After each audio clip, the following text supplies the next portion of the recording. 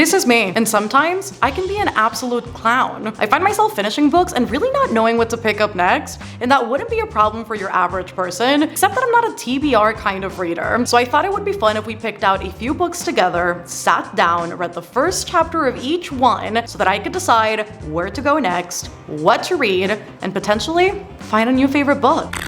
I have a dilemma. I just finished what I would consider so far to be one of the best books I've read this year. That could change down the line. However, I have not gotten the feeling of getting lost in a book and losing myself in the pages, losing myself in the world in such a long time, and it really reminded me of those first few days where I ever picked up a book, where it was just fun, where I could just read what I wanted, and I would literally love the hell out of it. And I want that feeling again. So I have picked out 4 different books that I think I am currently in the mood for, and I think a good place to start might be The Fraud Squad, which is one of my most anticipated releases for the year. So let's read the first chapter.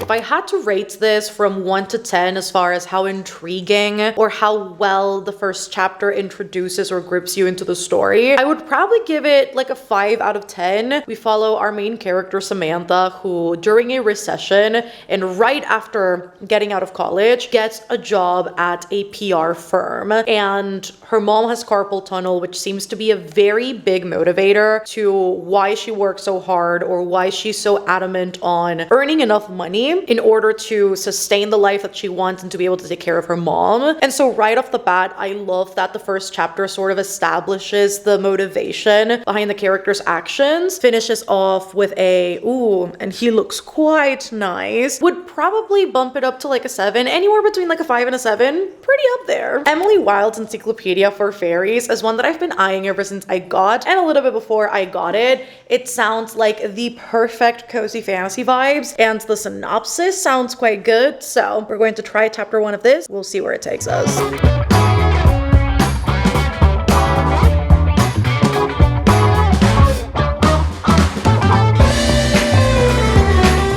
I actually really enjoyed the first chapter of this. At first, it was like neck and neck with The Fraud Squad. I think I would give this first chapter like an 8 out of 10 for intrigue and how much I would love to continue reading. The reason why I say to continue reading is because Emily Wilde is a professor. I had no idea she was a professor actually in the book. She is 30 years old and she is very much undermined, underestimated, even though she's been doing this for almost a decade now. And we see her arrive in this new town because she's about to study a very specific kind of fairy folk. And as soon as she gets there, she's being undermined because she seems like a little bit frail and like not the type to be outdoorsy. And so I would love to see moving forward how much she grows throughout the story, and especially with her meeting her academic rival. I think I would love to see that. So 8 out of 10, very, very good. Let us read the first chapter of Lessons in Chemistry.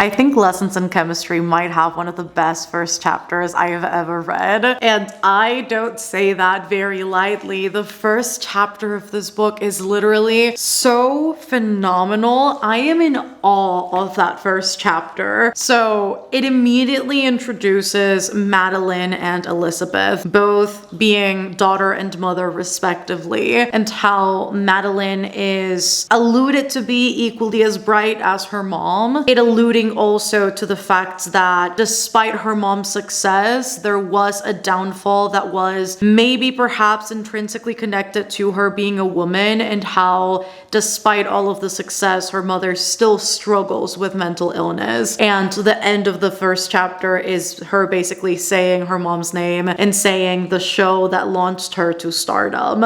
I already know what the book is about, so as far as the synopsis goes, I'm already familiar with it, but that very first chapter, I think, does such a great job at literally grasping you, holding you in, and making you want to read the next chapter. Like that's really, really good. And unless something matches the 10 out of 10 I'm going to give this first chapter, I think this might be the one, guys. I think it might be. Our next one is a vampire book, which I'm very excited about because it's supposedly action-packed, a vampire storyline, and it's polyamorous. This is Silver Under Nightfall by Rin Chupeco.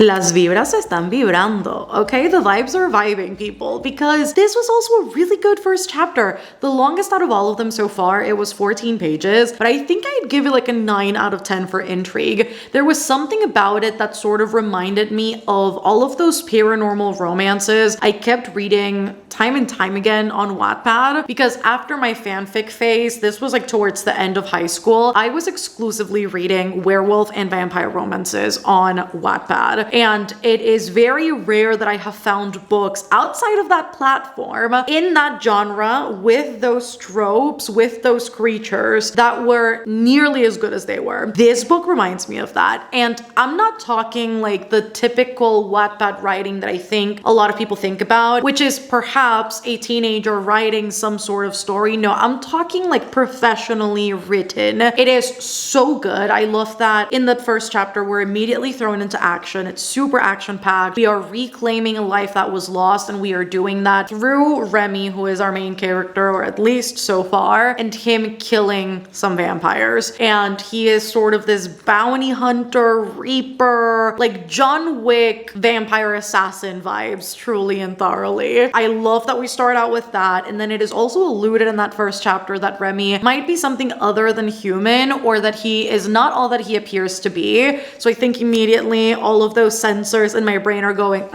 that's interesting. I love that. And even though it's not a 10 out of 10, I think it's a contender.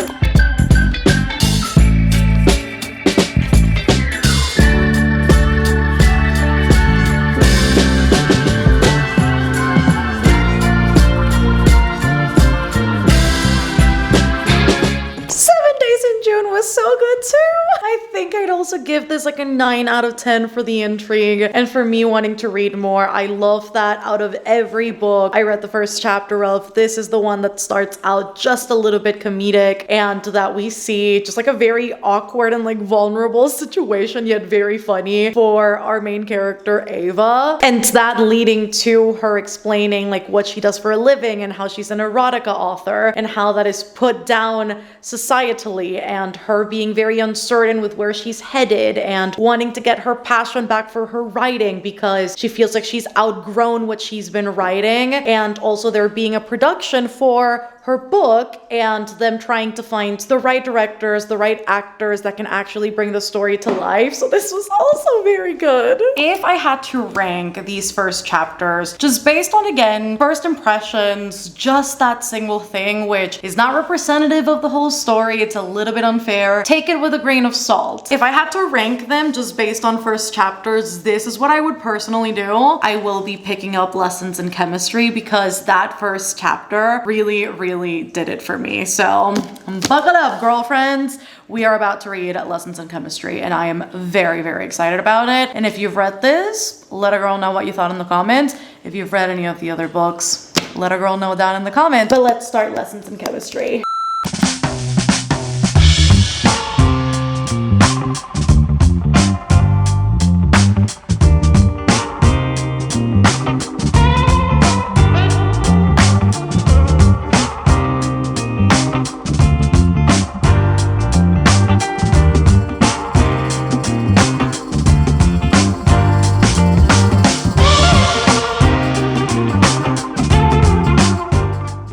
No wind, and I have made it to page 67 of Lessons in Chemistry, and this is so good. I love that we start out with obviously the book alluding to Elizabeth's great career and everything she's accomplished, and really accomplishing all of those things despite being a woman, which sounds very, very terrible, but this book is not set in contemporary times. We are talking about life in the 50s and what rights and opportunities and equality or lack thereof looked like for women. And so the book very much establishes that right off the bat, with her kind of beating all odds and accomplishing things that a lot of women wish that they could have accomplished at the time that she did. And then we flash back to the past and we see her kind of recount what started it all, which is her meeting Calvin Evans, who is a fellow chemist and like a super famous chemist at that. Like, this is somebody who's been nominated for a Nobel Prize 3 different times, and they strike a romantic relationship after having an incident in the workplace, and the two kind of challenge each other's beliefs and like lives, because Calvin never thought he'd find himself in a relationship, not because he is inadequate in any way, but because he's just not conventionally attractive and he is not very adept, let's call it, at interaction with women. And on Elizabeth's end, it's just the fact that men just simply did not like women in positions of not necessarily power, but in positions of empowerment, self-fulfillment, and professional growth. And so these two meet and they strike again a relationship, and they start building upon that, and they challenge everything. And that's kind of where I'm at right now with the dynamics of their relationship, and Elizabeth neither wanting kids nor marriage, and Calvin wanting all of those things. And it's really funny to see how misogyny and patriarchal structures come up within people in ways that they might not even realize themselves, because he is very sort of like progressive. He's like, we need more women chemists and we need more women in science. But then when it comes to the structure of a household, he's like, yes, we need to get married. Yes, we need to have kids. Like, you're a woman, like you should want all of those things. And she's like, listen, there's no issue with women who want those things. I think it's beautiful when they do. And I also think it's beautiful when women want a family and marriage and a career, because that's what men get anyway. So why shouldn't women? And so it's much more coming from a place where she simply doesn't want to give up any sense of identity for the sake of marriage, which is, I think, totally a valid thing, because we even see it nowadays where a lot of people get married and it's no longer a woman's sense of identity, but now you are tied to the marriage. And although it'll look different for a lot of people, sometimes you do sacrifice a lot for the sake of the unit. And most of the time, and particularly in the time frame where this book is set at, we see women sacrificing a lot more than men do. And I love how the book is establishing all of those things, because it's not leaning into like radical feminism. I think it's talking about it in like a very good and nuanced way, and I just love hearing all of the inner thoughts and those beginnings of her starting to cook and really thinking of food as like a chemical blend, a chemical compound of a kind. And so it's very, very good. The writing is also super accessible, so I'm having the most fun with this at the moment. Please look at this cat. Like, I was like, why is she so quiet? What is she doing? Vin, Bubba, what do you have to say for yourself? Can I have the toilet paper?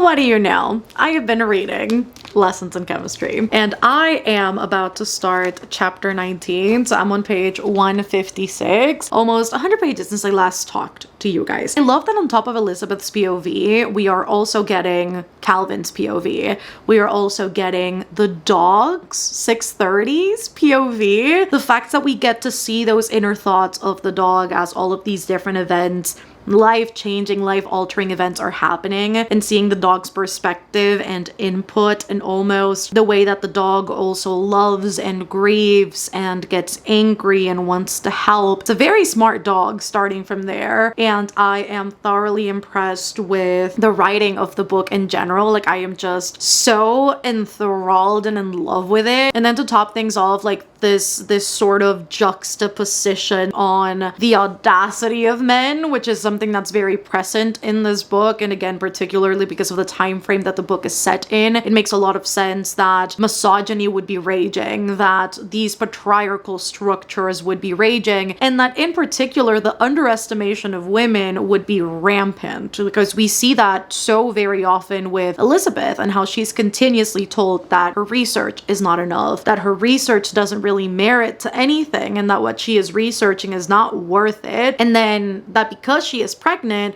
not only is she doing so out of wedlock, but she is also not supposed to work. She is supposed to choose either one thing or the other. And I again love how continuously she is reaffirming, but you work and you have kids, but you work and you have a family. So what is the difference between you and me? I'm a woman. Like, that's really the only difference. And so I love how she is continuously challenging those beliefs, and not in a way that is discouraging or in a way that could be radical, but she's doing so in a way that is, I think, so intrinsically feminist, with, because you get all of those things, why am I not getting those things? If we are equal, or we should be equal, why am I not seeing those same benefits? Why am I supposed to not be working because I'm pregnant? If the man who got me pregnant and he had a part in the whole ordeal, why does he not get laid off? Why does he not get reprimanded for being a part of the creation of this baby?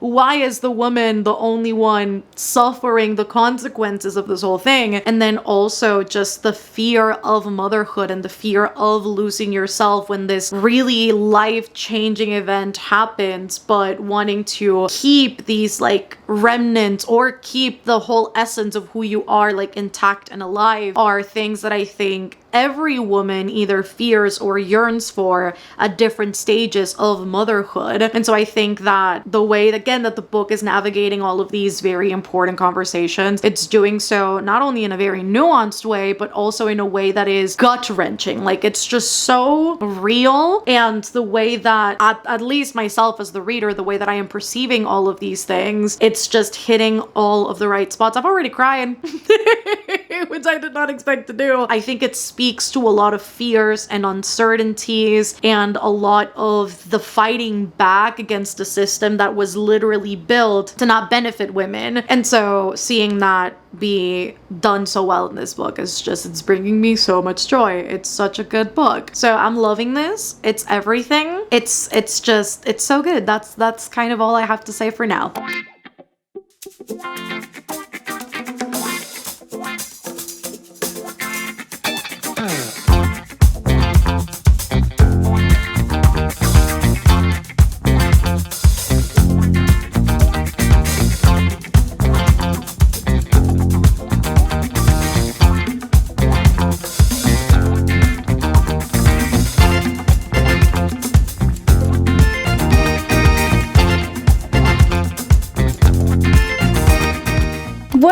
Buenas. It's been a few days since we've last spoken. I took a little bit of a break from lessons in chemistry, and there's been discoveries in these past few days. I had to go to the doctor today, yay! And it turns out I have a sinus infection, so that is not fun. The entire left side of my face is in pain right now, from the jaw to the ear, and then just the entire nose is just like not having a good time. So I'm currently on meds, nasal drops, just like all the things. Not nasal drops, nasal sprays. And so I am planning on finishing lessons in chemistry tonight. Also worthy of noting, I'm currently in the midst of a Patreon readathon, so that's why I'm up this late. If not, I would have been in bed if I could have been. However, it is 10:05. I just finished sprint, and on top of that, I need to take some meds at 11 and then again at 3 a.m. How fun!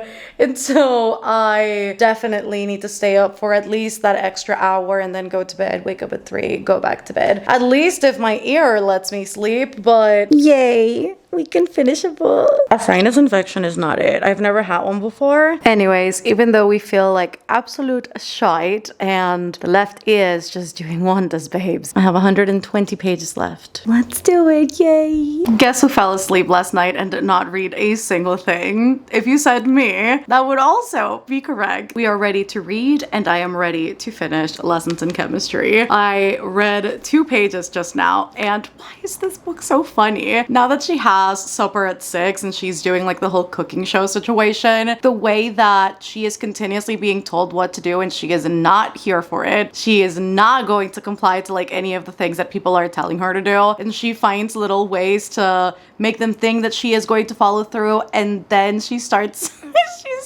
just saying all the things that need to be said. Let's be real. And so I love that she is so not concerned with what men in production are going to say, or in which ways I guess they're going to retaliate because of the way that she is handling the show. But I can just tell that slowly and surely she is becoming such a beloved figure, and that people are thoroughly enjoying what she has to say in the show. Like this entire scene, she is talking about if they don't appreciate you as a woman, it's very easy to grab a poisonous mushroom and exchange that and make it pass off as like a regular mushroom. So now you know. That whole sequence was hilarious. And not only that, but this. I'm sure your husbands and children are all wonderful human beings who always go out of their way to tell you how much they appreciate your hard work. Or, in the unlikely event that you work outside the home, that your fair-minded boss ensures you're paid the same wage as your male counterpart. And I love the audience's reaction to it, because you can tell they all agree. It's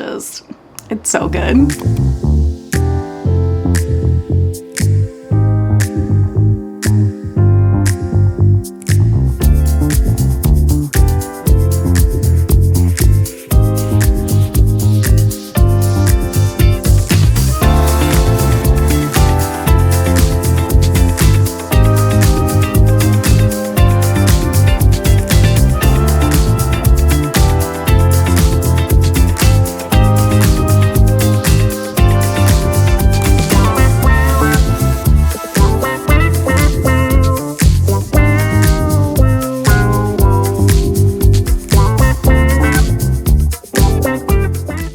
Finished Lessons in Chemistry, and the last 20-ish pages had no business making me cry in the way I did, but I did. I sobbed my eyes out, and I just love this wonderful little found family that Elizabeth has encountered and built. It's just so good, and I think that she ends up fulfilling a lot of different things that, you know, maybe her brother couldn't, maybe Calvin couldn't, and so I love everything about this book. It's just, I think I'm a little bit at a loss of words because of the ending, but it was such a beautiful wrap up to the story, and I loved seeing just so many things come together and come to like its own, because sometimes you kind of wonder how some things are going to tie in together and why that one thing was mentioned and why it's never been mentioned again, and then when you put everything together at the end, it's like, oh shit, that's exactly what it was. And it was so good in terms of a wrap up and a finale. It was so hopefully beautifully sad. One of those is a contradiction. It genuinely feels that way, and I love that every single chapter, every single conversation in this book is ultimately a statement, and the grand speech at the end where Elizabeth is talking about why exactly everything she does and everything we as women do and as people do is chemistry. Like, we're all built and made to continuously evolve and change and become something new with every new step that we take. And as somebody who I personally am like super resistant to change sometimes, especially when I know certain things work, it is such a great reminder to see things like that, and that we should just be embracing all of those things because it's a natural aspect of who we are. And I think the way that the book details all of that, from all of these different moments of adaptation to things that you wouldn't necessarily have done otherwise, but it's what you need to be doing in that moment to then change and perhaps go back to that one thing that you love or maybe do something else. I think it beautifully encapsulates the experience of not only like being a woman, but also just like being human. And I think at the core of the book, it's exactly that. It's just a very human experience told through a fiction book, which is something that I love reading about. And the way this is like so heavy on the commentary, but it's also so slice of life, it just made my week. It's just such a good book. So giving this one 5 stars, and I'm so glad that this video led me to this book. So yay! And there's that, friends. I am closing this one out. I hope that you guys enjoyed this. If you did, don't forget to give it a massive thumbs up down below. Let her all know in the comments. Have you read any of the books I mentioned in this video? Have you read Lessons in Chemistry? No, it's like one of the most, I don't know if it's one of the most read books of last year or if it's one of the most bought books last year. There's a correlation between the two, so I'm sure it might be both. Do let a girl know all of that in the comments. What are you currently reading? I'd also love to know. And what was your latest 5-star read? Because I think it applies with this book. And if you reached the end of this video, leave a scientific related emoji. Don't forget to subscribe if you haven't done so already. I am constantly uploading videos that I'm sure you don't want to miss. I also have a podcast that is always linked down below in case you guys want to check me out somewhere else alongside all of my socials. And if you want to support the channel further, I also have a Patreon also linked down below. Love you guys so much, and we'll see you on the next one. Bye!